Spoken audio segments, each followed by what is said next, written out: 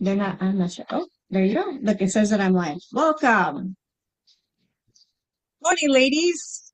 Welcome to another special episode of Coming Home to You, where your joy is medicine, healing is sacred, and remembrance is your superpower. Today, I am excited to welcome a panelist to talk on our theme for the month, which is diversity and inclusion. But first, before we begin, I'd like to start together with our one breath, one heart ritual. And that's one way that we can drop together in a space of remembrance and where we all feel welcome. So I would like for you to join us wherever you are, your kitchen, your car.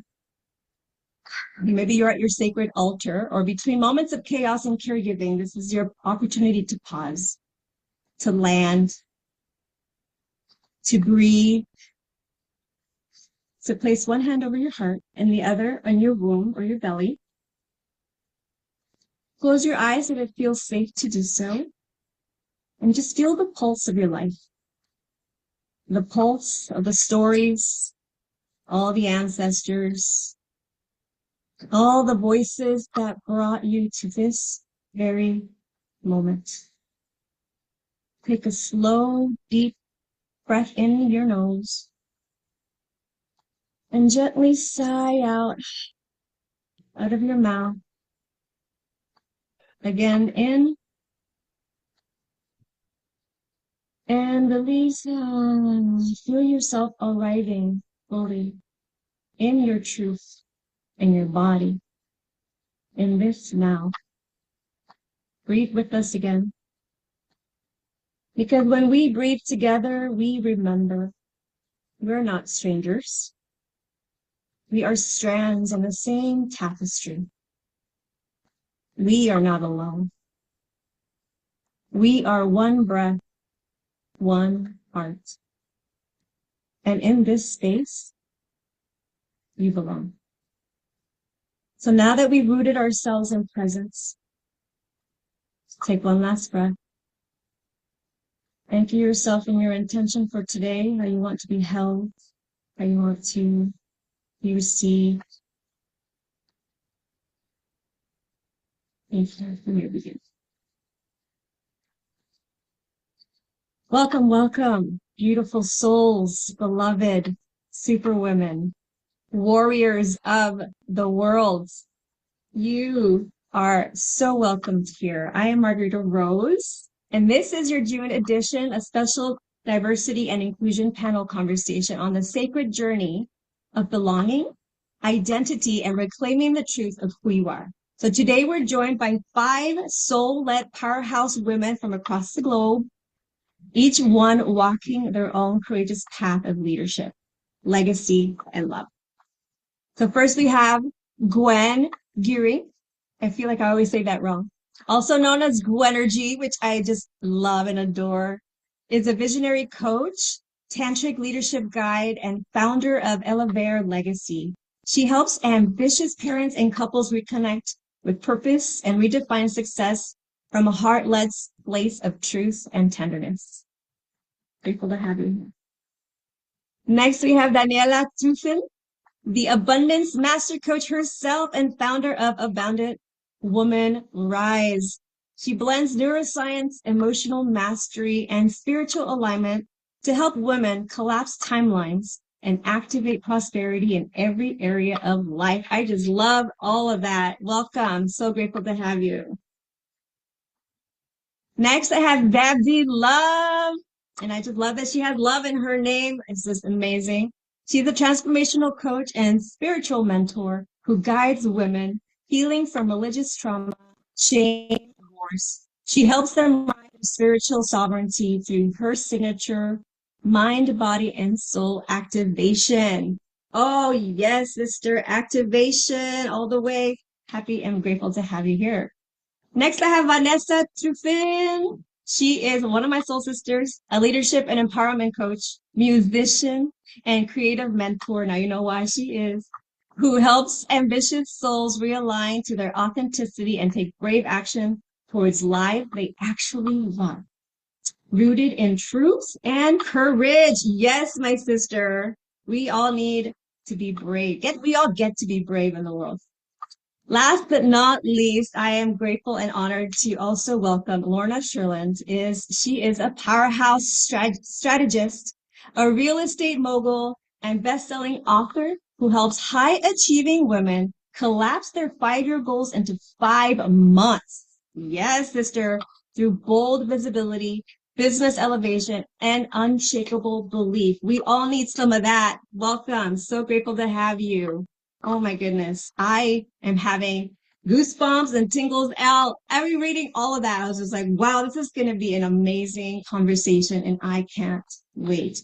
Together, these women from a sacred circle form a sacred circle of wisdom, truth telling, and fierce love. And today we're just going to dive deep into what it really means to belong, to include, and to reclaim all parts of ourselves. So grab your tea, your cafecito, your journal, or simply just your breath. And let's begin. Salute. All right, our first question. If you haven't been here before on the panel version, we highlight a speaker with a question and then everybody gets to share their thoughts as they share. Okay, so the first question, Gwen, is for you. You work deeply with truth, tenderness, and thriving. What does true belonging feel like in the body? And how can couples and families begin to reclaim that sense of safety and connection from within? Interesting question. Well, what I noticed during the years with working with people, couples, individuals, is that when stress occurs in your life, you disconnect from your purpose. You disconnect from your truth. And it's not only in a mental space or in an emotional space, but also in a physical space. So that means when we are not voicing our truth, a lot of damage we can cause and create in the world with ourselves, physically, emotionally, mentally, but also with the people we love. Because if we are, for example, when somebody says to you, like, how are you? And you say, fine. That's a really good fine. But are you though? So what I always ask is, how are you being? And then you see automatically how people say, oh, that's fine. And I said, like, are you being fine? Well, and then you see that they start to like, oh, wait a minute. They didn't ask me how I'm doing. They asked me how I'm being. And that's a huge difference. So when couples start to connect with each other in that level, guess what? Miscommunication starts, tension starts, and your energy changes. You are not able to look to the person anymore for the person who the person is. You start to look to the person for the person you create in your mind. So my invitation always is to start connecting with yourself in the first place. So redefining your own truth, redefining your vision for your life, redefining where you want to go and how you want to live. And then I say, okay, let's reconnect with that part and how can that fit in with the other people in your life, especially your loved ones. And when you are able to get that truth for yourself and the willingness to listen to the other so the other can speak the truth, what happens is that the reconnection happens spontaneously because you can leave the past in the past and you can recreate your future together from the present time. And that's like something that is very important in order to release stress and to feel happy within. And the moment you are able to do that and couples start to speak their truth, coming from tenderness, meaning having the intention to see the good things in the other and to listen to the listening and not listening to the voice in your head about what the other is saying, that shifts the whole story. So people are able, I have people who are in a divorce, like in the middle of a divorce, and they just flip everything around. And even sometimes they just like the divorce isn't necessary anymore because we connected again and we are feeling we can thrive. It's not about one or the other. It's about the vision together. It's about the connection together. It's about our values, our standards, our truth. And then finding your individual ways of being within that connection. And that's such a beautiful way of transforming people's life that I'm stunned. When people start to talk truth, bring tenderness and trust within the equation, everything shifts. And that's so beautiful.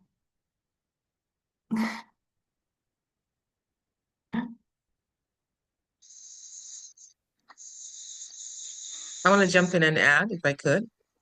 Yeah, please. Yeah. So thank you for that beautiful share, Gwen. And you know, tenderness, it sounds to me like tenderness is your way of being, which is what evokes to everybody else, right?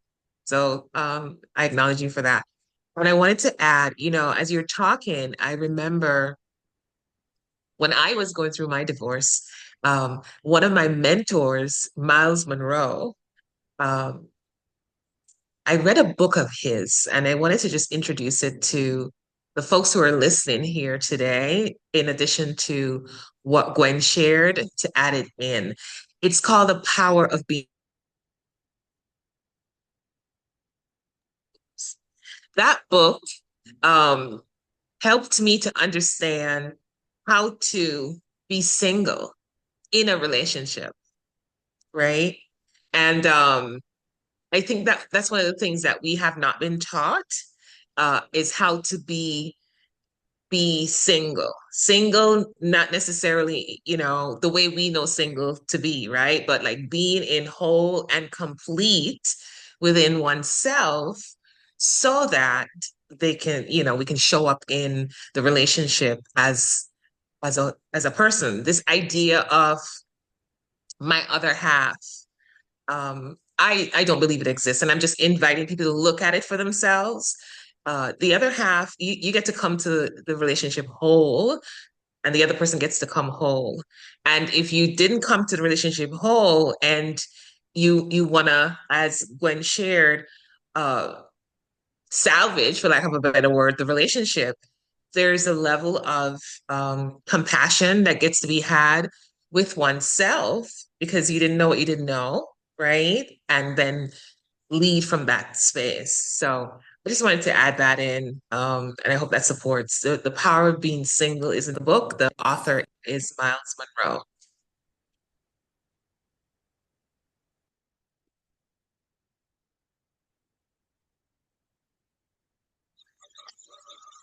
That was beautiful.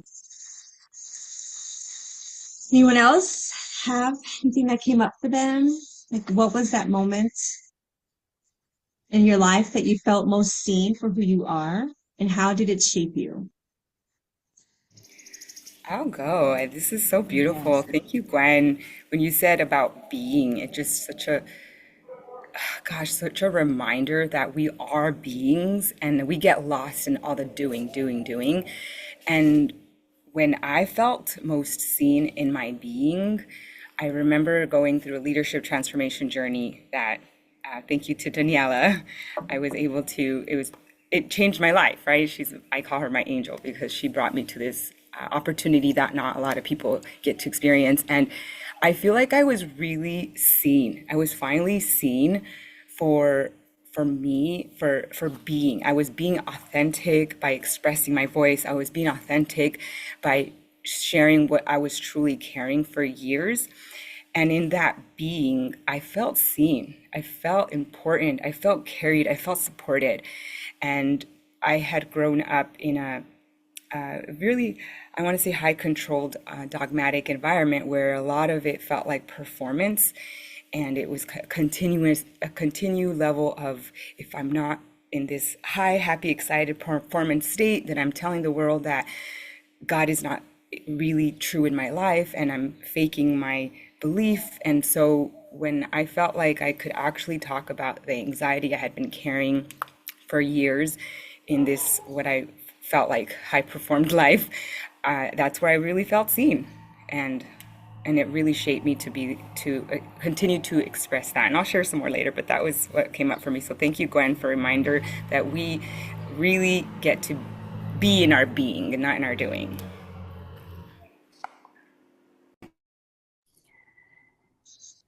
Thank you, Glenn, for that. I will go answer this question because it took me exactly back to a moment, also in leadership. And one of my mentors came in front of me and said, Daniela, are you aware how incredible, amazing you are?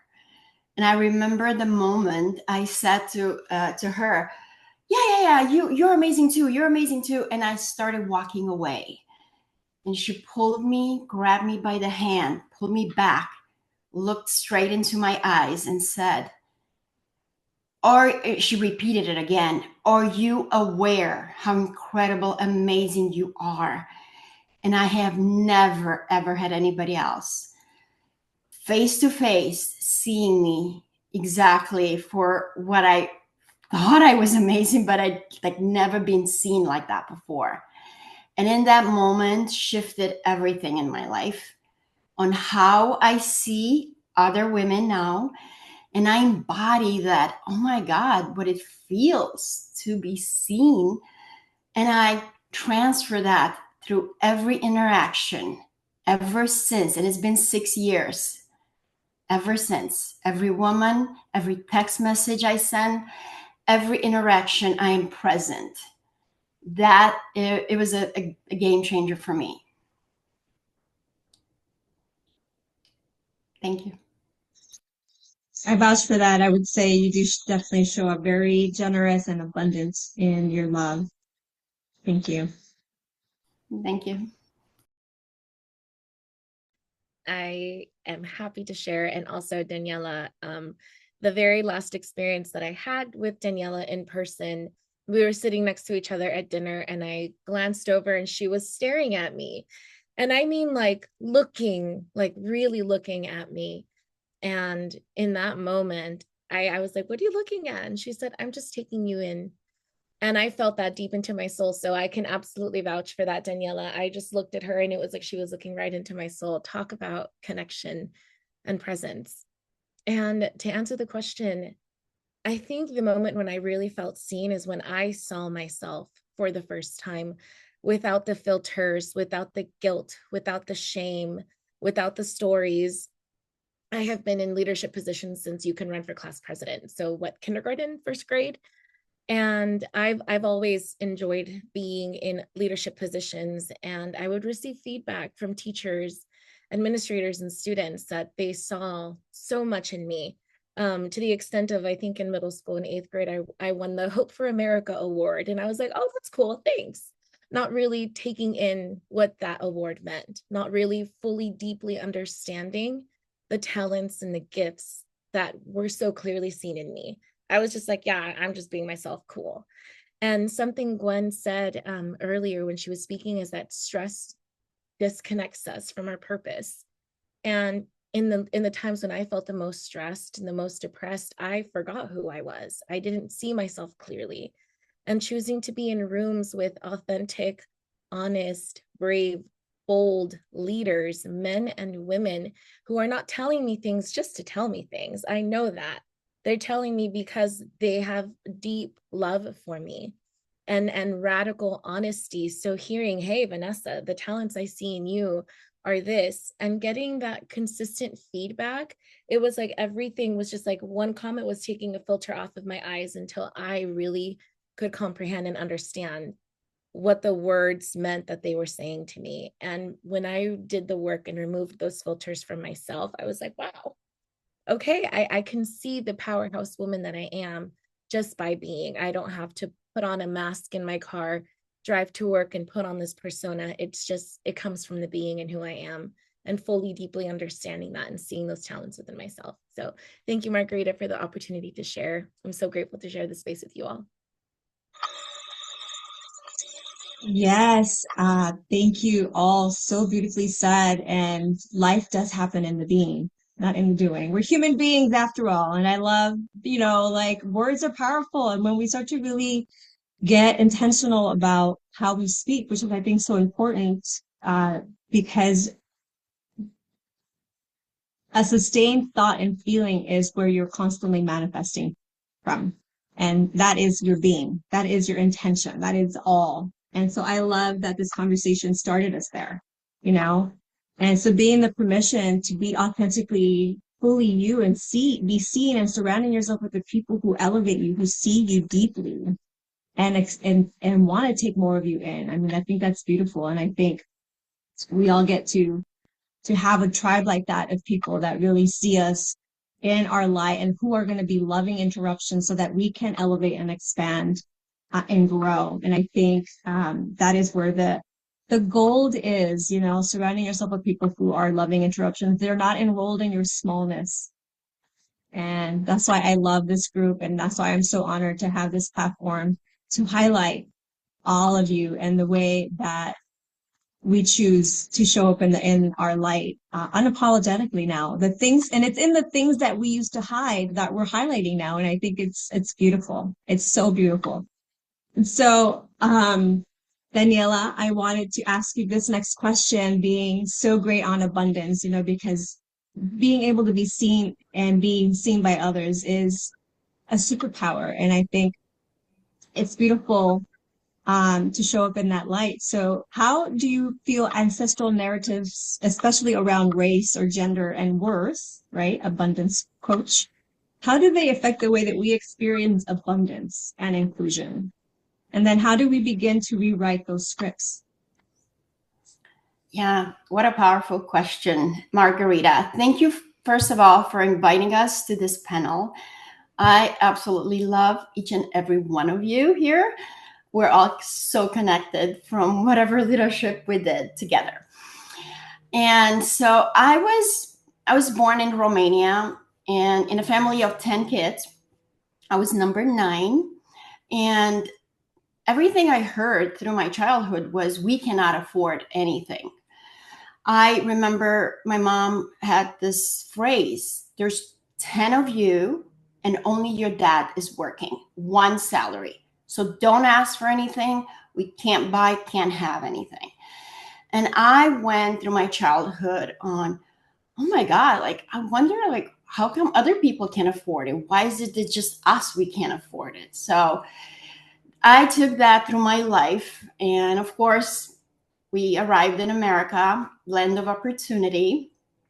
And in the last 40 years, I realized, going through a lot of transformation, a lot of leadership trainings, that it's what we heard when we were children, our worth was just passed on to us by our parents, that their parents probably passed down to them. And we carry that, but we don't have to. We don't have to carry those stories. Those stories can be transmuted and shifted. We can choose a new story. And that's what I did. And I came to a conclusion that, you know what? I don't ever want the next generation, my kids, grandkids, great grandkids, to ever say, we cannot afford it. I want them to know they're already worthy. So I went on this mission of absolutely shifting the next generation. And I called it, It Stops With Me. So the scarcity stopped with me. And I created things in my life that I never dreamed possible. And now I teach other women how to do the same.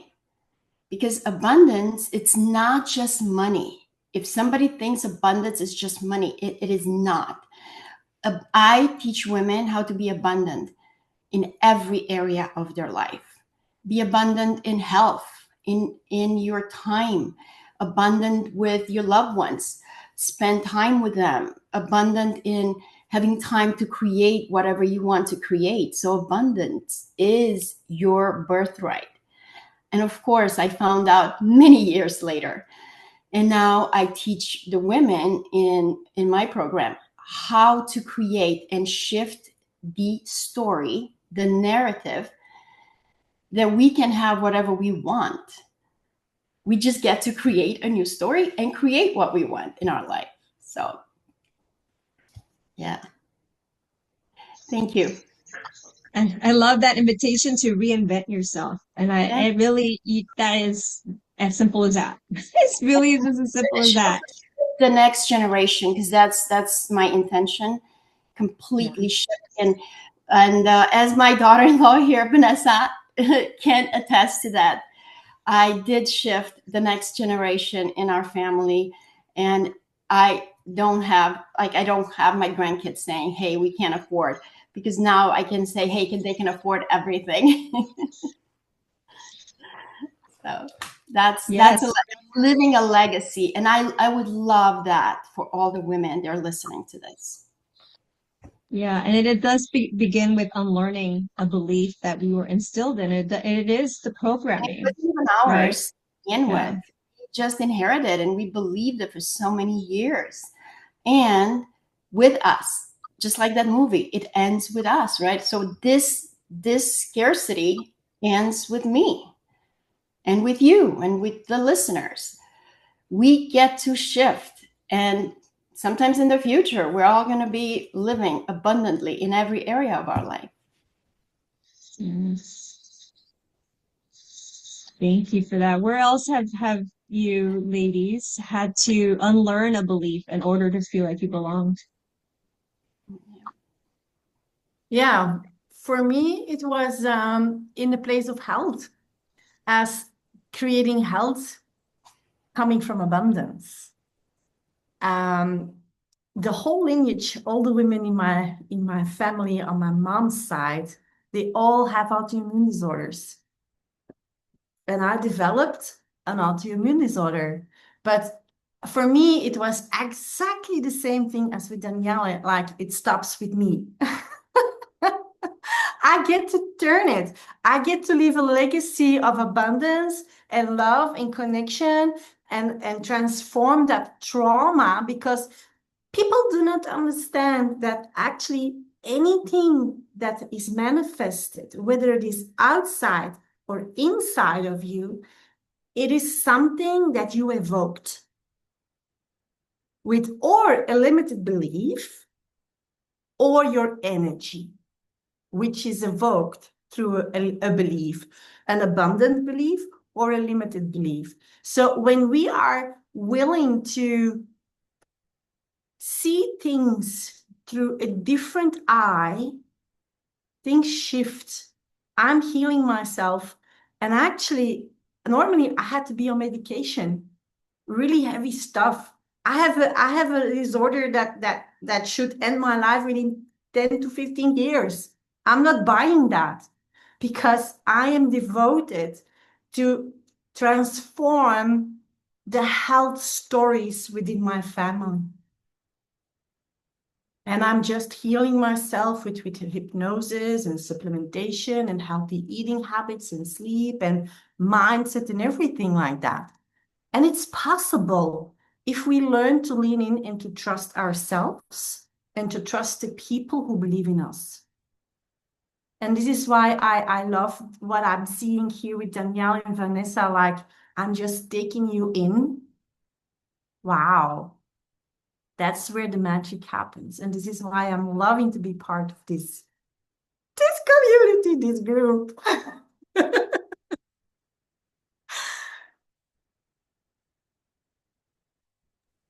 I'd like to share. This is a big question, and I've been mulling it over since you shared it. What's one thing we had to unlearn in order to feel like we belonged? And I'm going to zoom my answer out a bit and just say that I had to unlearn the thought that maybe I don't belong. Because I feel like in our world and in our society now, there's so much division. There's so much you versus them, us versus you. You belong, but you don't. You belong here, but only in this state, only if it's this color. And it's exhausting.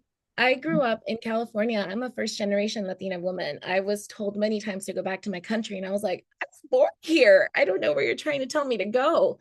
So even from a young age, I had this idea that maybe I don't belong.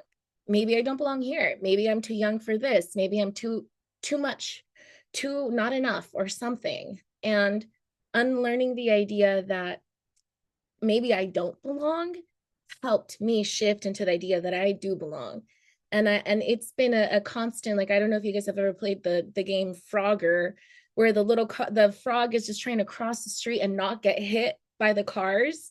So it's this like mental game of, I'm trying to cross the street and I'm like, oh, negative belief. Nope, trying to avoid that. And sometimes you just get hit. And sometimes the thought comes through, just like the scarcity that Daniela was presencing earlier. I just moved to California and it's significantly more expensive than Arizona is. And the amount of thoughts that I've had of, well, can I even afford to live here? And it's an immediate, oh, I just got hit by the car. Next thought that comes around, it's, yeah, I can. And I'm going to figure it out. I know that I am abundant in nature. And making those consistent choices to shift and to avoid the car. And when you get hit, to say, hey, you know what? Yep, that was a limiting belief. I get to shift that and move forward. And again, it was just grounding myself in the idea that I do belong. I am a human. You are a human. We are sharing this planet together, and that's enough.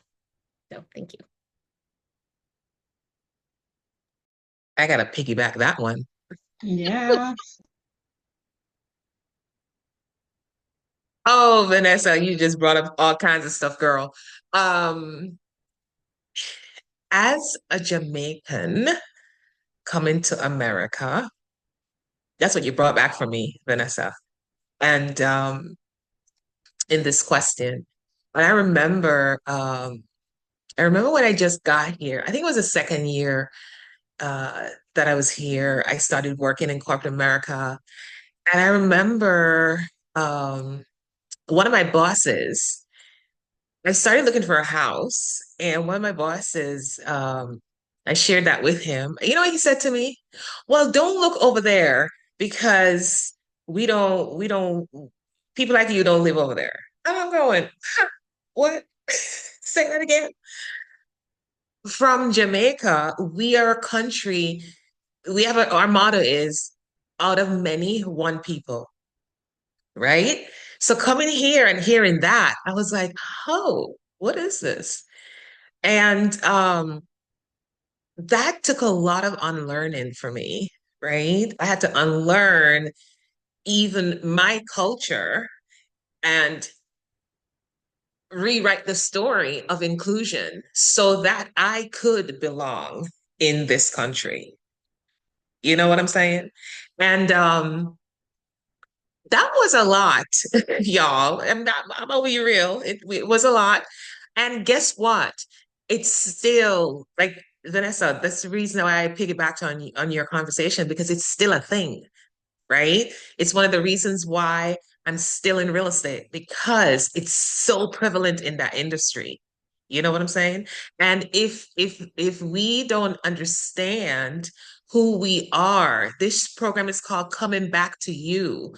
If we don't understand who we are as human beings on this planet, and if we don't choose to step out of that narrative and step into the oneness narrative, then that's why we are so important, ladies, because we get to use our voices to shift that narrative, to shift consciousness, right? So that's what came up for me. More came up, but I'll put it on the side. So anybody who's listening here today and they feel like it's just not possible. Yes, it's possible.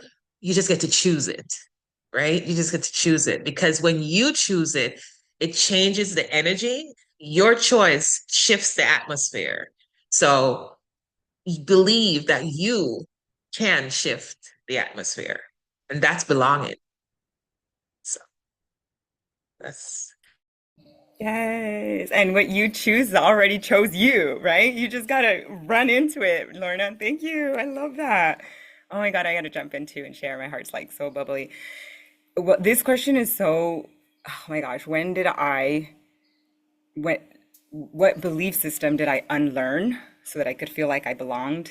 I feel like there's been many, but the one that really pops up, and even at times I'm like, oh, I don't know that I'm ready to share this, but I've been on a journey of just sharing, and every time I share, it's like freedom. And so right now, the belief that I've unlearned was that I was unworthy, because growing up in as a pastor's daughter, the church that I grew up in, a lot of the songs that we sang were, and I love the community. I still a huge part of it. But one of the songs that we would sing a lot was, "I am not worthy, God, only you are worthy." And that really was in my programming, like, I'm not worthy, only God is worthy, only you are worthy, God. And so what did that even mean? We're humans who take things quite literally. So that really is sunk into my subconscious, that anything that I do, I'm really not worthy because only God is worthy. And so I didn't know that that was deeply rooted in my subconscious, that I unlearned by practicing a lot of self-love, a lot of self-care, a lot of self-respect, a lot of really self-acceptance, and believing that, yes, the scripture is telling us that we are the image of Christ. So if we are the image of Christ and we are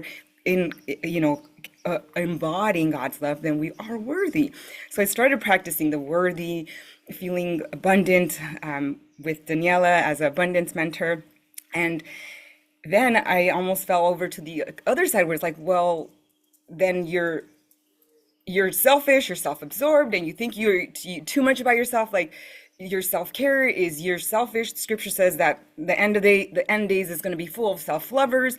And it's just this, okay, you know what? It doesn't matter where you are. People are going to see the way that they see things. In my heart, I know that I am worthy to step into my calling, even though it felt like a really heavy and hard thing to do.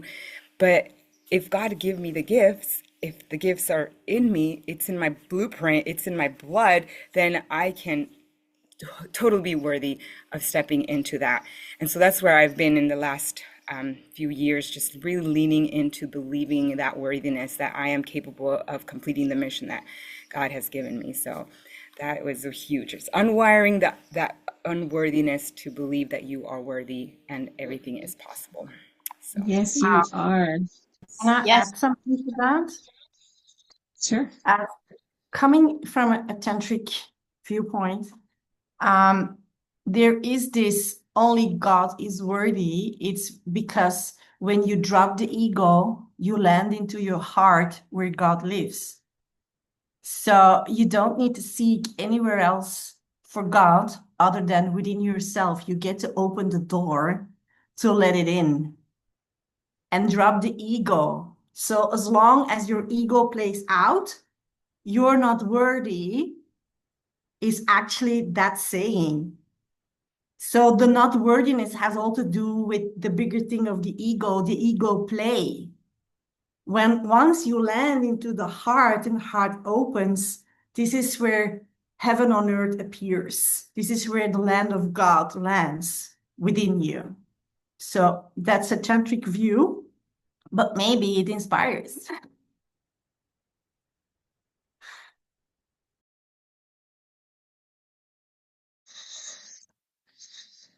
Wow. I mean, I think we could go round robin again on this topic, on this one question alone. And it's so powerful, belonging. I think for the longest time, that is what I searched for, just a place of belonging. Where did I belong? And so I just love the conversation of um, including where you belong for yourself and starting there, I think, right? And then allowing space for everything else to come. Anyhow, sorry, I got distracted with the family here leaving. But Lorna, I have the next question for you. And you help women collapse timelines and claim their power. How does inclusion show up in the business world? And What does it mean to lead as your whole self? It's my turn to acknowledge you, my friend, my new friend, Marguerite, to create this platform for us to share this information with people. I'm deeply honored to be here with all of you. I kind of alluded to it on the two times I spoke before. How does diversity here right now in business? It's such a big thing, right? I just shared with you about real estate, right? In real estate, it's a thing. It's a thing in the conversation, right? And I think that because we're so disconnected from who we are as human beings, I think that's one of the reasons why it continues to play a part in the business world. You can look at diversity and inclusion from all different aspects. In the corporate world, it exists. In the entrepreneurial world, it exists.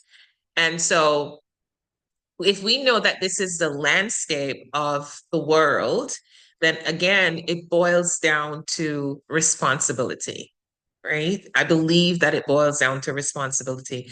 We get to be responsible for how we show up in the business world as leaders to share who we are from our own authenticity. If we don't do that, then I think it's going to continue. Again, this is why I said to you that us ladies here in this conversation, it's such a valuable and required role that we get to play at such a time as this, right? Because I don't think there's any other way. Most people are not responsible. They don't want to be responsible. I wasn't responsible until I learned something different, right? So I'm not leaving myself out of the conversation because this journey that we're on is a continuum. Yeah. So if we decide to be responsible as entrepreneurs in the business world and bring it forward by being responsible, and not that we're blaming or shaming anybody else, but calling people doing that. I keep muting. Did y'all hear me? My mute thing just came on. Okay. So, you know, learning that we have that responsibility to be ourselves and to bring the conversation forward and not to be just accepting of whatever is thrown at us. I think that will shift the narrative a lot. And then the second part of the question was what? Yeah. Give me a second. Oh, okay. How do you personally stay rooted in your own identity? And how do you lead as your whole self? Yes. Oh, as your whole self. So, I talked about it before when Gwen shared. One of the things I've had to experience on my journey is really coming back to myself, right? I think that we have been domesticated into the world system. And I think the journey of life is us coming back to our individual selves. Now, again, that's something you get to choose. Most of us, myself included, we operate from a place of knowing other people's values, not our own, right? And when we take the time to be still enough to realize what our own values are and really step into that, that's how you, first of all, collapse time, right? Because now things don't feel so hard. It doesn't feel so grinding. It doesn't feel so hustly. Yes, you get to still work, but the energy is different, right? So knowing what your values are, which is what I teach in my program, how do you figure out what is your highest value? Because that's how you're making your decisions. You may not be aware of it. It's unconscious because we've been taught and it's ingrained in our DNA. So again, it's an unlearning as well, right? So that's how you come back to your identity, right? And that leads all the way back to identity. Now, this is you. These are my values. They may not even be the same as my parents. How about that? May not be the same as your parents. And how do you navigate that realization? How do you navigate that new conversation, right? That's where you get to stand in your power, because now you get to enroll yourself in who you are now, and you get to enroll the people around you. And it gets to be good. It gets to be okay. Because that's the only way you're gonna be in your power. Um, what do I want to add to that? I don't think there's anything else to add. I think that, that was it. You got to get back to your true identity, y'all. That's the game. That's the game we're playing. So in when women work with me, once they see that, then now they can step into, okay, I know who I am. Now you can create your vision from there. Because now you're in your true authenticity. That's collapsing time.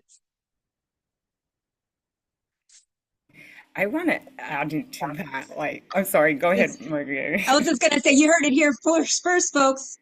Oh my Go God, drop the ahead. mic.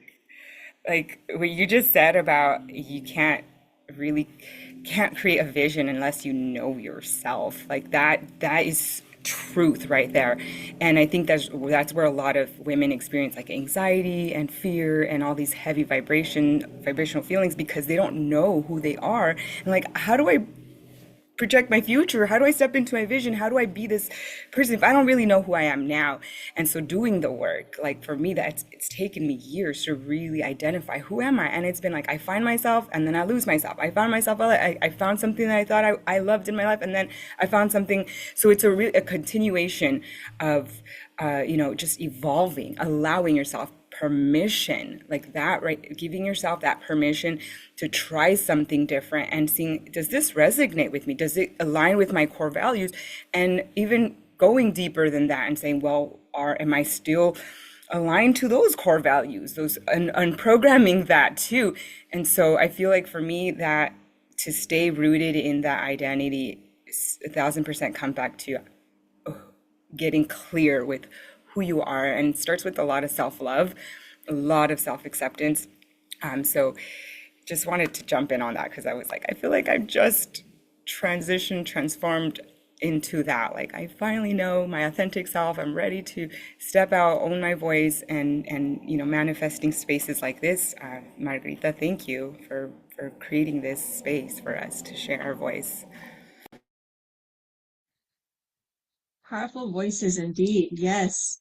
Anybody else? Oh my gosh, so much great stuff. Anybody else wants to share how you stay personally rooted in your identity while navigating your visibility and leadership? I would love to share. I'm going to be echoing so much of what's already been said because there's so much wisdom in here. And if Lorna says it and it lands for you, awesome. Or if the way Zabdi says it and it lands for you, awesome. Or if the way I say it and it lands for you, awesome. It's honestly, it just, oh my God, it rooted back to love and energy. If I know that I'm coming from a place of where I love myself so much that I will not allow myself to be influenced by outside feedback, because everything is feedback. I can show up, be myself as a leader, and I'll receive feedback. It can be negative, it can be positive. I tell myself what it is. And if I just look at outside influences as feedback, just information, and I get to make the choice to show up as myself, to be myself. And I've shared this story so many times. So many people here have already heard it, but there are so many who haven't yet. I always reference the story of Happy Feet and the movie Happy Feet, where Mumble is like 10 seconds old. He's a penguin and he just starts dancing. He's just happy to be alive. And his dad's like, "What you doing with your feet there, bud?" And he's like, "Well, I'm dancing. My feet are happy." And he comments back, his dad comments back and says, "Well, that just ain't penguin." And we have so many stories throughout our life where people tell us who we can and cannot be. Oh, don't do that because you're a lady. Oh, don't dance because you're a penguin. Oh, insert phrase here. And when you start being curious and understanding, like, is this a story somebody told me about who I was and who I am, or is it actually who I am? and grounding yourself in the self-love of, you know what, this brings me passion, this brings me joy, I'm going to allow myself to just be myself. Everything around me is just feedback and information. You have the power of choice to decide what you take and what you don't. So thank you all. That's my share. Yeah, to lean into that, for me, what I realized is that I am a go-getter, like always, since forever. And when I was in leadership, it was like urgency, go. And for me, it was like, wait a minute. If I get to connect with myself, I get to slow down. I get to surrender. I get to just not go there in that go-getting mindset. Why? Because I had to acknowledge myself that I was being inauthentic because of that. I was being inauthentic just because I was afraid of mediocrity. I was afraid of that. I always had to be the best. I had to go for the biggest. I had to go for my vision that was so big that I lost touch with the ground, with myself, and I burned myself out twice, which evoked my autoimmune disorder. So for me, it's like, don't go there. Just trust the process, surrender, be consistent in the small actions, bring that big, big, big, big vision you have, bring it down in smaller pieces. You eat an elephant in little bits, right? So just go there. This was for me surrendering. This was for me playing big, to stop being afraid, not being good enough because I was afraid of mediocrity. So maybe it lands. Maybe it has something that adds value to where you are in your life at this moment.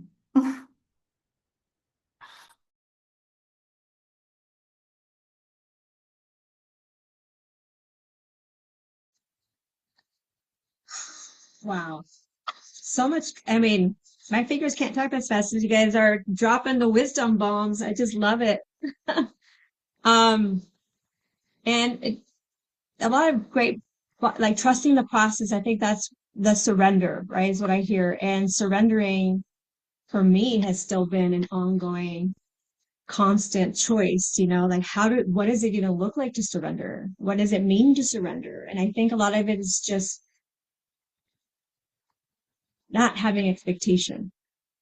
I think is what just came up for me. It's like when I do something with an expectation and then it doesn't show up that way, I'm going to have resentment and be let down. And I don't give the opportunity for that creativity for it to land the way it's meant to because I'm forcing it to look a certain way. So I think surrendering and just trusting that my being with the intention and coming from love is the best line of defense that I have for that, and being responsible. And I loved that. I think it was Lorna that mentioned that about responsibility. And I think when you can be in level 4 responsibility, you really just see what are your results, bottom line. Like, look at your results. That is feedback for you. Like, I can sit here all day and night going, but I try and I'm this and I could be right about that and I could be right about this, but like, what are my results? And the truth is, where am I not being responsible for how I'm showing up and how I'm being? All right. And it's that intention. So I love where this conversation is going. And when you sit with people and you share it, you realize also like, wow, that I was just thinking that, and that's so much like me. And I was like, I don't feel alone now. And now you start to feel like how you belong in a community, because if I've been attracting cycle breakers, and I feel like all of you are cycle breakers in this room. And I think that there is a surgence of people coming, being cycle breakers, being the ones that say it ends with me, right, Daniela?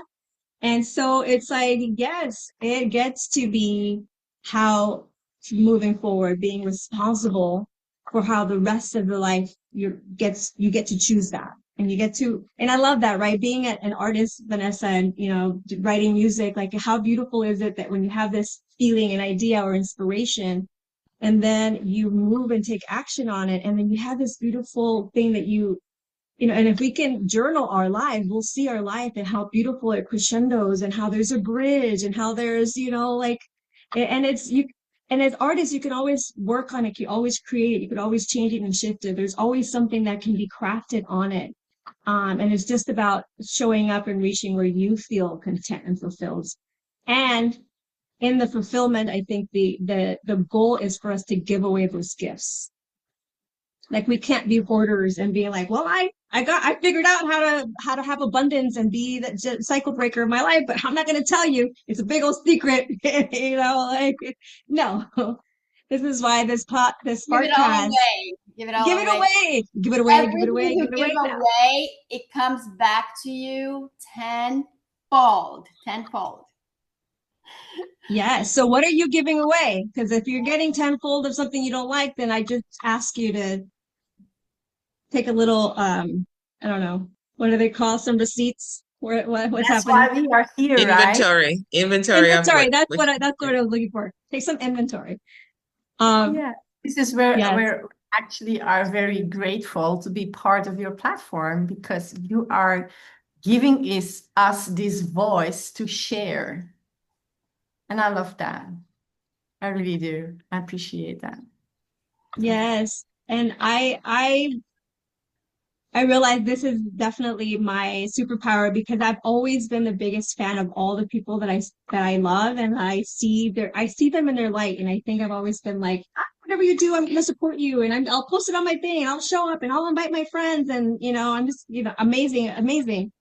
And I think this is such a beautiful way to showcase, especially the leaders out there who are really being the trailblazers, cycle breakers, and taking ownership and responsibility for showing up in the true authentic when it's hard. It's not a convenient thing, right? It's not convenient showing up in your truth. Let me And just say, if I could, this is not for the faint of heart, y'all. true. This is not for the faint of heart. I believe that this is the work. Like, when you choose this, when you choose to be visible, when you choose to be in your leadership, when you choose to lead, it's not for the faint of heart. Everything's going to come at you. And that's the thing, right? Like, that's the grit that you get to show. And I don't even want to use the word prove, but you get to prove that you are really committed to this journey, right? You're really committed to going through, because it's a go through. Life is not like all the way up. At least I've not experienced it. Have y'all? Just, if you did, just let me know how that worked, because I would be interested. Right? Life is like this, right? Up and down, up and down. That's why the river, if you look at I live by a lake, and every morning I get to look at it. And what I notice is how when it's calm, you just see like these little curves on the water, right? And it just reminds me that's life. It's not flat. It's not smooth. It's all, even when the wind isn't blowing, it's still like this, right? So I would just encourage everyone that no matter what you're going through right now, as you are on this journey to yourself, because I think that is the game, you will have the ripples. You just get to have the community like Margarita has created, right? So thank you. yeah, and we want the ebb and flow, right, Lorna? Because I think we appreciate the ups more, right? We get more like, now I really understand love and what it's, because I've been in the absence of it. So there's like a level of respect and appreciation and gratitude that you deep dive into because of that. And so I think if life was like this, we just get mediocre and complacent and be like, oh, no need to expand. Yeah, that sunset was cool. It's like the thousand other ones I've seen, it's like, but One more thing. You just used a yeah. word that I want to presence, appreciation. Mm. It's not the same as gratitude, but it's in the family, right? You know who brought that to my awareness? I was having a conversation with my brother last week, and he was like, okay, sis, we're going to agree to disagree because I was standing there in my gratitude, right? And then he brought it to my awareness. And appreciation is like, it's like this little bite-sized piece of juiciness that brings this gorgeous love energy into your space, right? Because most of us have been taught that gratitude, you got to see it, then be grateful. No, no, no, no, right? You get to be grateful where you're at and be grateful for all that's coming. Um, my lovely abundance coach Danielle is fully aware of what I'm saying right now. I hope I'm landing the conversation. If I'm not, Danielle, do step in, right? But I wanted to present appreciation because when we appreciate, I'm learning that when we appreciate what we have, then it leaves room for more to show up. Oh my Right? God, this is so powerful, Lorna. If anybody will get that, their life will shift. Their life will shift. This is a one nugget. Like, it's so powerful. I had to jump in. Yes, go ahead, continue. Oh, You're complete. She said, you're I'm complete.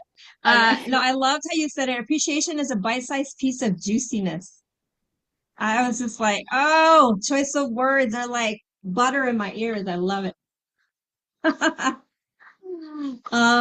Vanessa, when I saw you be vulnerable and share your music with us, I fell in love with you. I was just like, oh my God, my soul sister. Yes, you get to share your beautiful craft. And we all have our voice is an instrument. And I think using our voice, there's light codes there that really activate an activation. I love that you use, activation in how we think, right? And I love that you presence the word appreciation because each does have its own frequency and its own vibration. And they are different. And thank you for giving us that nugget. Zabdi, the next question's for you, my love. You support women healing from religious trauma. Important work you're doing. Thank you for that. What does spiritual inclusion mean to you?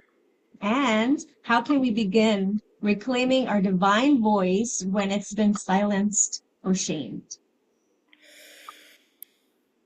Thank you, Margarita, for the true opportunity to be here as a stand, a voice for transformation, for healing, for empowerment. What you're doing is beautiful. Keep doing it. You're changing lives one voice at a time. So thank you. I'm honored. So what does spiritual inclusion mean to me? Answer that first part. Well, first of all, I used to think spirituality and religion were the same thing. I used to think that as I'm practicing my religion, I am being spiritual, and that was connecting me to God and Source and Jesus. And until I realized, and I learned this actually as I was doing a lot of deep work, that spirituality is actually a way of being, and religion is a way of doing, a practice. So our religion is our programming that teaches us the basics, kind of like elementary school, high school, college, the training, so that we can reach a level of spirituality where we are actually tapped into our being, our essence, our soul's divine blueprint. And so if we're not letting go of the dogmas that keep us in a chained lockdown, then we will not really feel spiritually aligned. So how I've interpreted this personally is I had a lot of fear growing up, and I did not know the root of a fear. I had even though I performed confidence, and I was a pastor's daughter that sang in the choir and taught conferences and led church camps, youth camps, and it was beautiful. I have no regrets. It was a beautiful life. In earlier years, and married a pastor's kid, and we both were co-pastoring, but I had an internal deep wound of fear, and that was a source of a lot of anxiety. And when I really got honest and faced this fear, I realized that I had these chains of going to hell and not doing the right thing, because my programming taught me that if my acts weren't aligned to certain scripture or dogmatic systems, then I was condemned to hell. And I would hold on to this scripture that was like, there's no condemnation, that those are in Christ. There's no condemnation. So like, how can I be condemned? How could I have this deep-rooted fear if there's no condemnation? I can't go to hell, even if I feel like I made a mistake. And so it was not until I got really honest about that fear and faced it and did the practice, the inner work that broke those chains that I had on dogmatic fear, and that I stepped into really believing that, oh, those are my practices, the religious systems that I learned in church that I don't undervalue, I love because it's created who I am. But I chose to believe that they were stepping stones to really step into my authenticity, which is my being, which is where I'm radiating, connecting to my spirituality. And spirituality, Dr. DeMartini, I learned this, he's a psychiatrist and speaker, amazing leader. Spirituality looks different for everyone. So for some people, spirituality is mowing the lawn. For some people, it's creating art. For some people, it's dancing. Like, spirituality is not just being in a building praying, although that could be one way. And in one example I remember learning in his course was that his wife, there was one woman that was very like into all her spiritual practices, very like prayered and scripture and everything, and her husband was like into work, lost into work. She's like, how come he's not leaning into spirituality with me? I want him to be praying with me. I want him to be doing these spiritual things with me, but he's just busy working. And he asked, well, does your husband find joy in what he does? And she said, well, yeah, he loves it. He's like, well, then he's practicing his spirituality through his gift in the workforce. So that's going to look different for you. And that was just one example that taught me like, oh, wow, like you could be lost in your work, in your art, in your gift to the world, in the marketplace. Why some people are really good in business, because that's their gift. That's their spirituality. So that was one thing, huge difference with spirituality and religion. And breaking free from that gave me the understanding that I am deeply rooted in my faith, in my belief, and tapped into that deeper level of Christ consciousness that I've learned that it is translated as. And so the next question is how do women find their voice that has been silenced? I believe that was here. Let me repeat it. How can we begin to reclaim our voice, our divine voice, when it's been silenced and shamed? So I think the biggest thing is awareness, because if you're not aware that your voice is silenced and shamed, then you can do nothing. It's like if you're a bird in a cage, you don't know that you're caged. There's no awareness, and you're happy, you're fine. That's great. Stay there if that's where you want to be. But if you're experiencing anxiety and you're experiencing frustration, your soul, it's actually an alarm. Anxiety and all these, I guess, low vibration are not really here to destroy us. They're actually alarms. They're trying to wake us up. They're like, hey, trying to get your attention. You're really unhappy. Let's find out why. And until we can actually face that, and that's what Lorna's saying, that's the work, because we're now facing these things like, oh my God, how do I really do this? It's being really authentic with ourselves. So if you're aware, first of all, wow, I'm aware that my voice is being silenced. I'm aware that I'm being shamed by this. And then it's going to take radical responsibility for you to do the work and radical self-acceptance. When you can accept, coming back to what Lauren said about appreciation, when you can accept you and discover you and be brave enough to be like, well, who is Zabdi? And look in the mirror daily. Like, what do you really want? Like, are you really happy in this life? It's okay to rewire. It's okay to change. It's okay to transform. Transformation is a little scary, but it is so rewarding. So that would be my biggest recommendation, is find out first, be aware if you're silenced, and then self-accept, accept that you're ready to release the old programming, unlearn what you learned so that you can relearn what your soul's blueprint is trying to tell you through all those low vibrational anxiety and those feelings. So I just want to leave with a few I am powerful statements that help me for spiritual freedom. And I am free from the chains of dogma and fear. I am connected to Source always and forever. And Source is God, Creator, Jesus for me growing up, learning whatever Source is for you, the divine connection. I am my truth, the truth that my ancestors prayed for. I am guided by divine intuition and sacred knowing, and I am permission to live fully, love deeply, and lead boldly. Thank you so much, Margarita. Love you.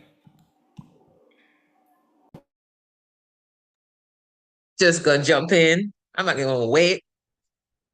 My Zabdi.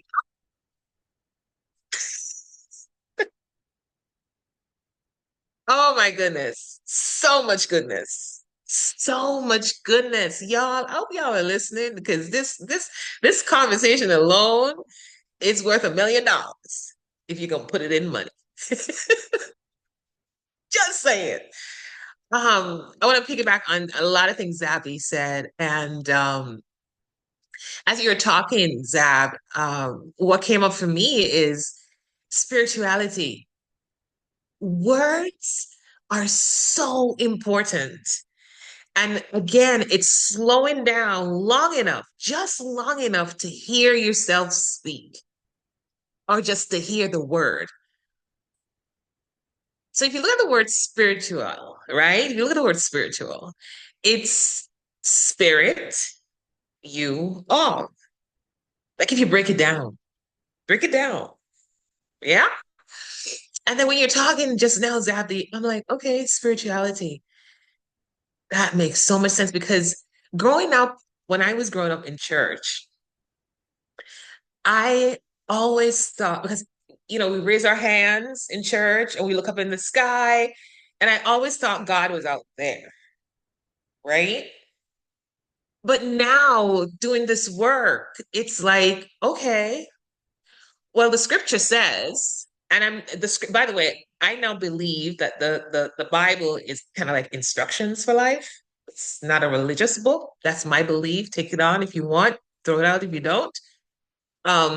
Because a lot of it has to do with business and life. And that's actually my go-to now. So when I'm breaking a rule, when something isn't working in my world, I'm going, okay, which rule am I breaking? But going back to the word spiritual and etymology, if we believe that we're spiritual beings, take the case that what Zabby just shared with us is actually truth, right? Like if we are enjoying, that's why it's so important to come back to you, right? Because you are it, right? You're it. You're the spirit. So spirituality is not church, it's not the religion. Spirituality is you.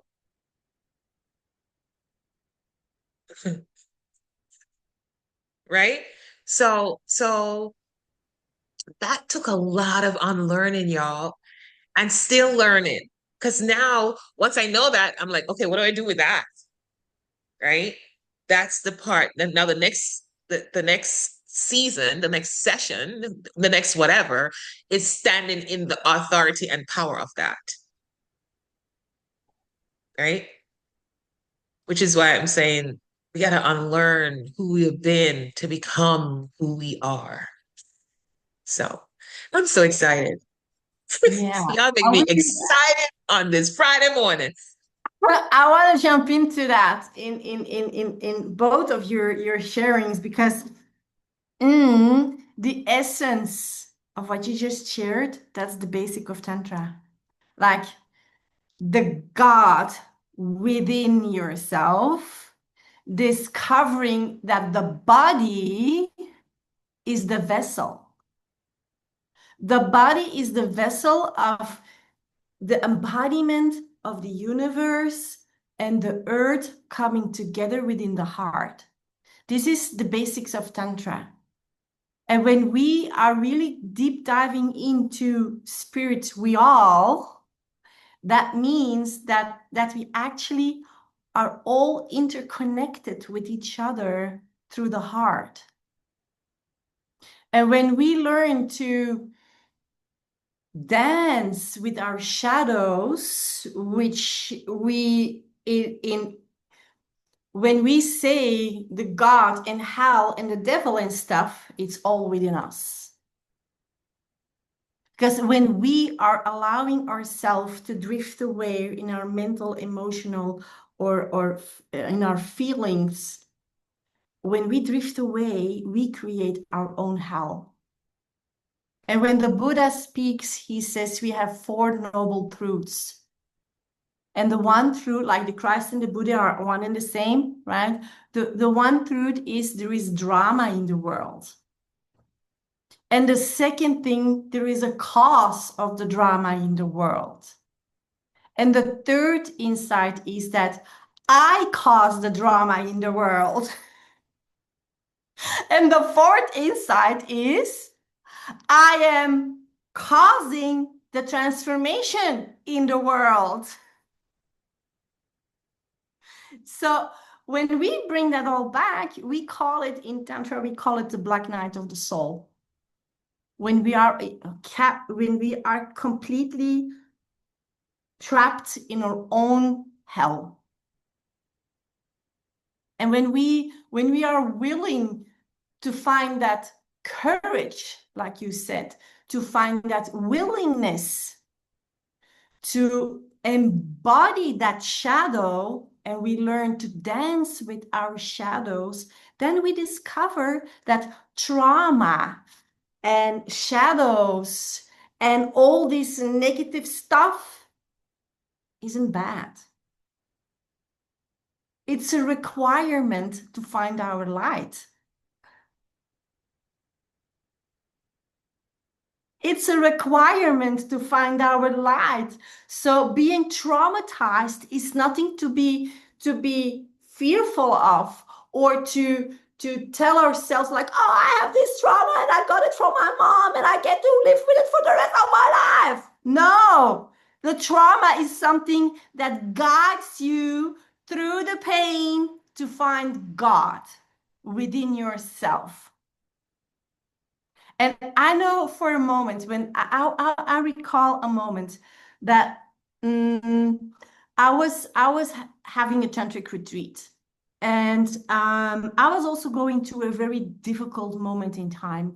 And to circle back to you, Lorna, is like, I don't believe in the one, right? Like the other half of me. I was in this space that I met a person that was exactly the mirror of me, in the opposite gender, right? He was like pulling out truth. And I recall a night that I just went out, and my dog was following me, and I was walking the sand road. And I just started to cry because my heart cracked open. Like it was like pure pain. And I fell on my knees and I was looking to the sky, and my dog was just next to me. And I said, why is this happening to me? And I hear the voice that said like, it's not the pain of love that you are feeling. It's the pain of the dying of your ego to evoke the love within yourself. And I was like, what is this? And I was looking to the sky and I saw all these things, and I said like, this is it. This is not about anybody else part of myself. So I went home, I stopped crying, my dog walked, and the day after, we had to go to this retreat. And the person that evoked that was also present in that room. And at some point, there was a break. And he went to the toilet. And there was this big high walls in marble. And he came back from the toilet and he said like this, you cannot imagine what I saw. I saw God in the toilet. And everybody was like, what are you talking about? And he went like, yes, come with me. I saw like, this is God. This is a woman on her knees with her eyes in the sky. And this is a dog next to it. Do you see it? Nobody saw, only me. This is when the heart gets open. This is pure magic. And when we start to surrender, when we start to open our hearts, when we are willing to surrender to the real love within, this is where God appears. It's not in the outside world. The outside world is a ripple effect of who we are. And this is everything that he's been told here today. Like, it's pure magic, it's pure gold. And this is why we are all here together to spread that love and that consciousness and that generosity and the appreciation and the greatness of who we are. Because everybody who is listening to this is here, is completely aligned with everything that is happening in this room, because you're pulled in with the energy. And this is why we are here. This is what we are doing. So, and this is why I really love your podcast. I really love what you're doing, Margarita. Really, I do. And I'm honoring everybody here to be vulnerable and open and sharing, because this is a magical place and we really get to honor that. So thank you, ladies, for being here and sharing vulnerable with us all tonight.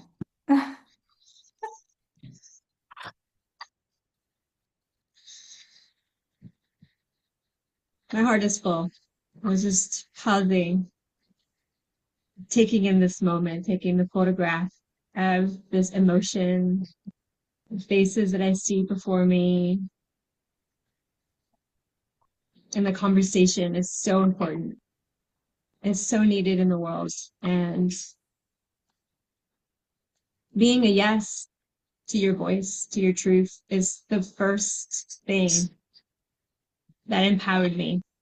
Giving myself grace first and foremost too. I stopped being so judgmental over everything, every little mistake. That was what really helped the needle push it forward. And I think oftentimes I hid behind shame and guilt.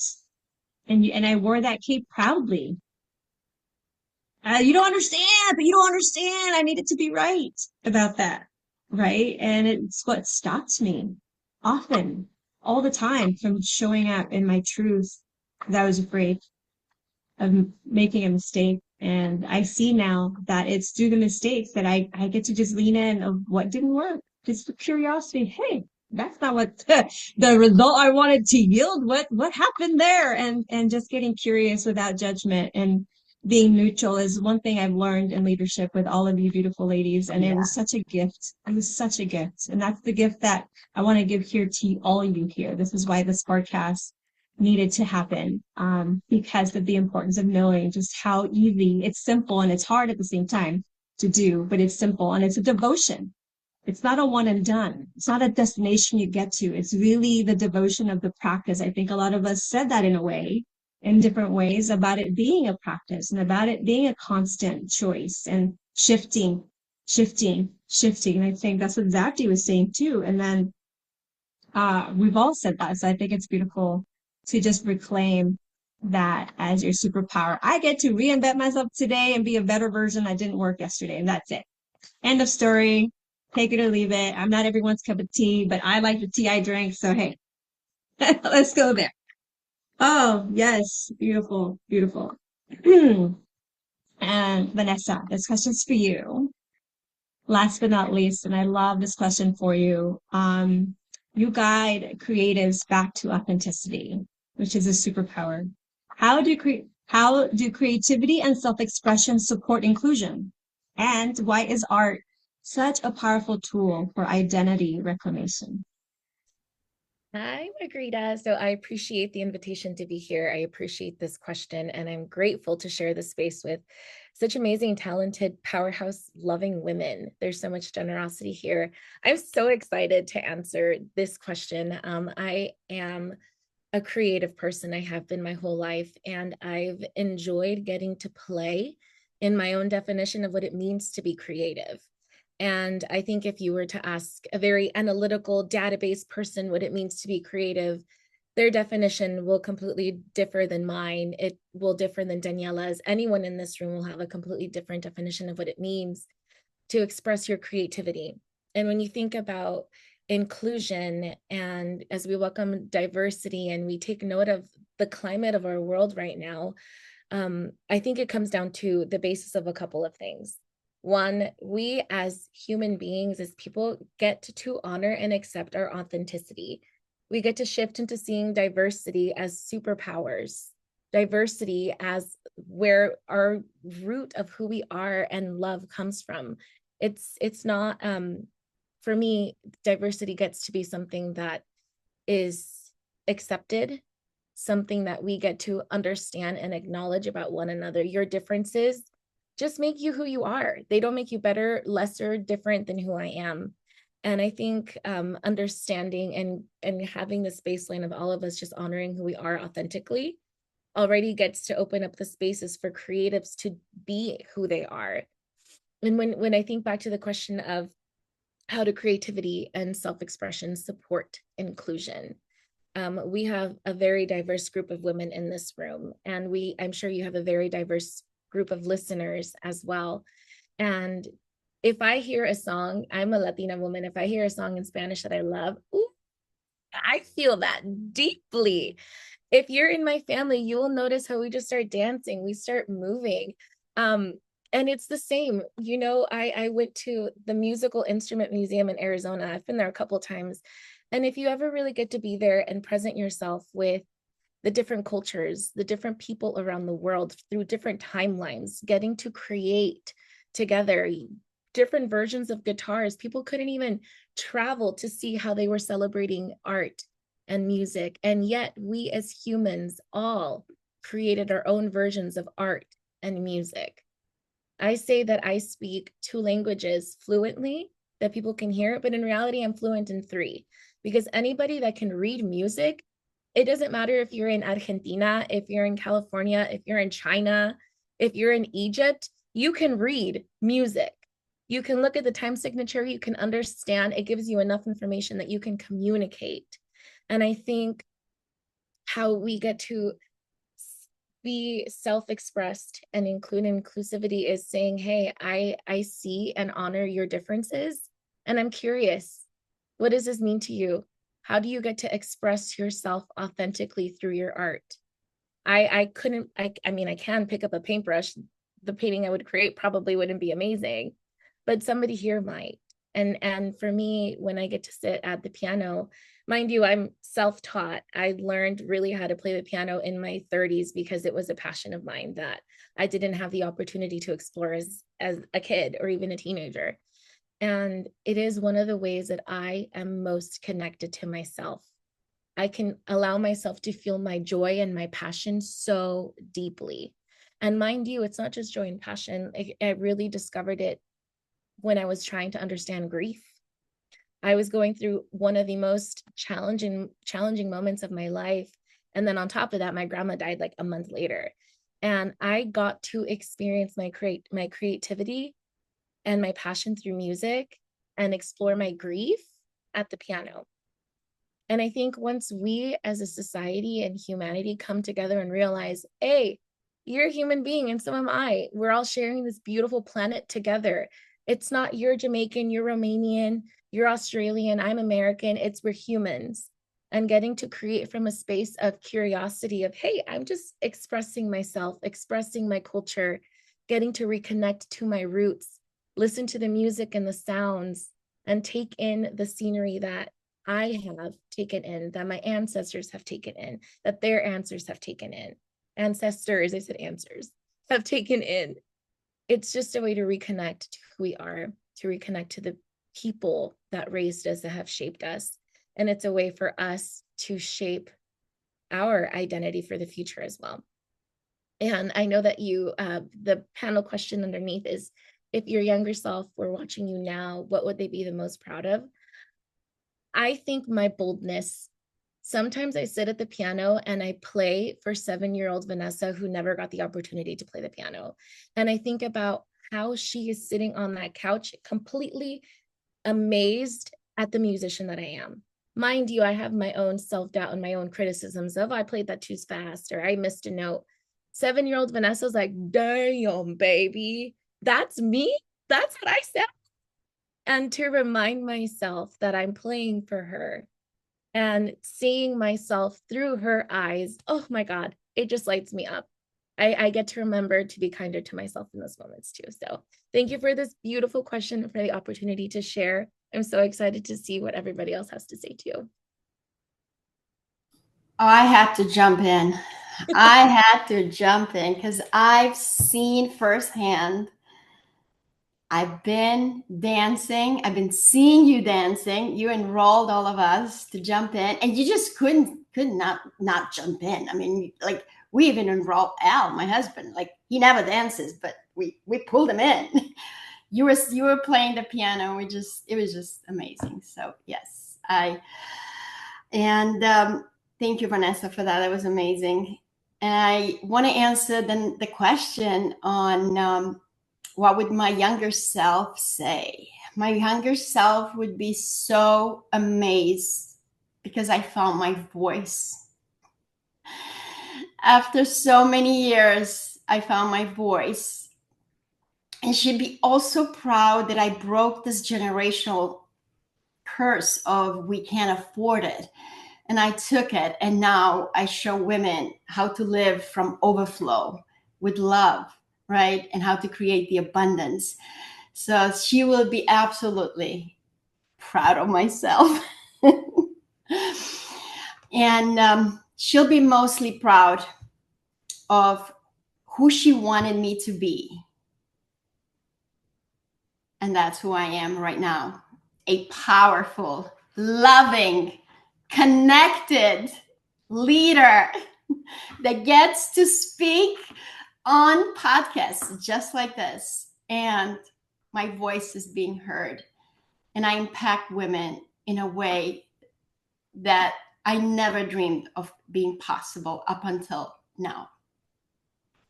Thank you, Margarita, for this.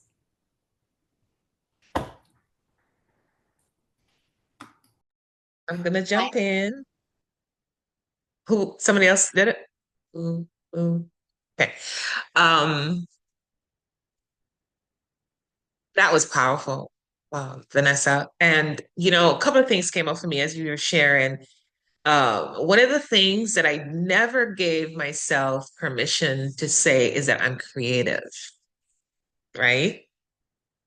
And last year, I wrote. I'm a part of 6 compilation books, and I'm going, who is that? Right? Because I'm not creative. So that came up for me because I get to acknowledge that I am creative, right? And then to answer the second question about what would my younger self say to me today is, girl, you're a badass. And I'm so proud of you. That you belong just because you are. So just go. And that's it. So that's what I got. Thank you, Vanessa. Thank you.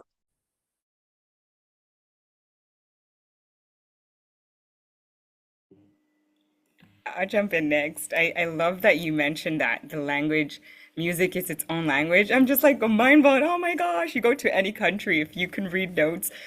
And I've been wanting to be a musician, to play, like barely picking up guitar and stuff. So it's beautiful inspiration. Thank you to remind us that we can express ourselves through that. And I feel like my youngest self watching me now would be completely amazed at me really just stepping out of my box, because my younger self didn't even know that I was in a box. And so to realize that I was in a box, that kept me feeling fear, and I think we all have our boxes, right? So to be able to say, wow, I stepped out into a bigger, the ocean is full of possibilities. I'm tapping into that. So that's where I feel very honored to have had the opportunities to guide me to where I'm at. So thank you for this opportunity, Margarita, and the rest of you amazing ladies.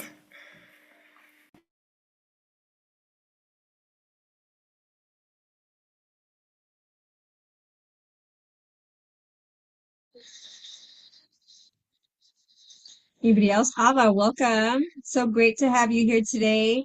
What would your younger self say to you, Ava, if you were watching? What would she be most proud of?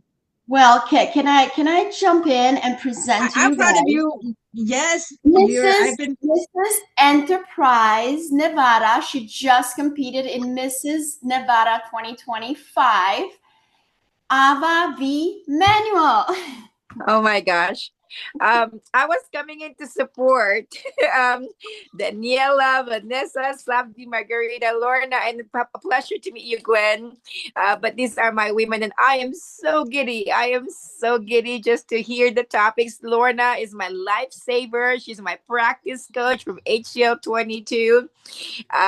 She pulled me out of like hiding and being ashamed of my body, asked stretching me to have a photo shoot in lingerie. Wow. And now I am posing in bathing suits in front of the world, right, Lorna? Oh my gosh. Yes, girl.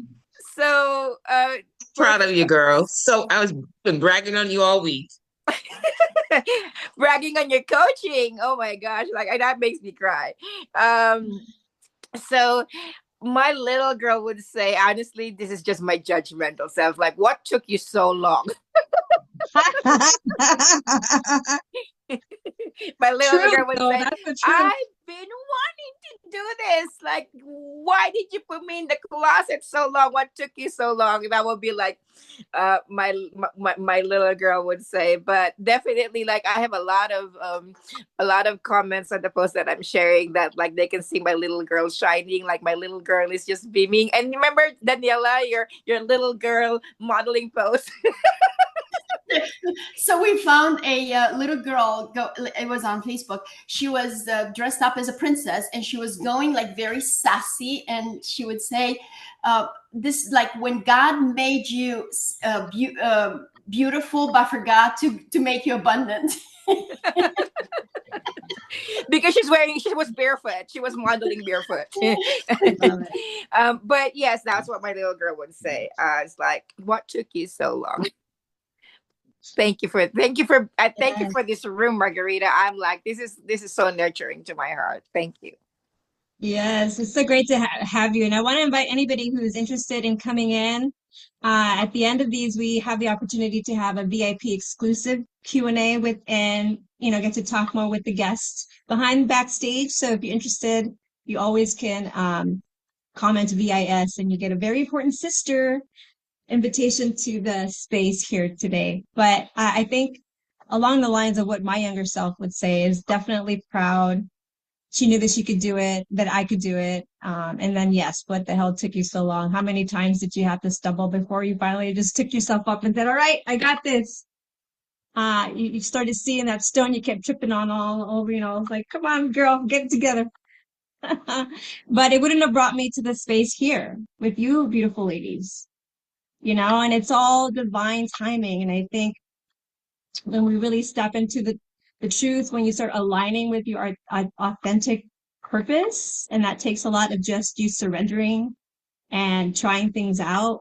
Like when I first declared that I was going to do this relaunch of the Coming Home to You Sparkcast, I started calling people who were in my heart, who I know would have such a beautiful story to share with the world. And I started booking people out. Like my first available date is not till mid-September. And I was just like, when you're in what you're supposed to do, things align for it to happen. And so that I get to take that as my evidence and proof that this is meant and it's needed out there. So thank you. I wouldn't have this without you here in it. So thank you. I know you guys have all been saying thank you to me, but really the honor and the appreciation and gratitude really goes out to you for being vulnerable and bold and sharing your truth, because that's what it takes to be the light, so that you are the permission for others to shine theirs. And so thank you.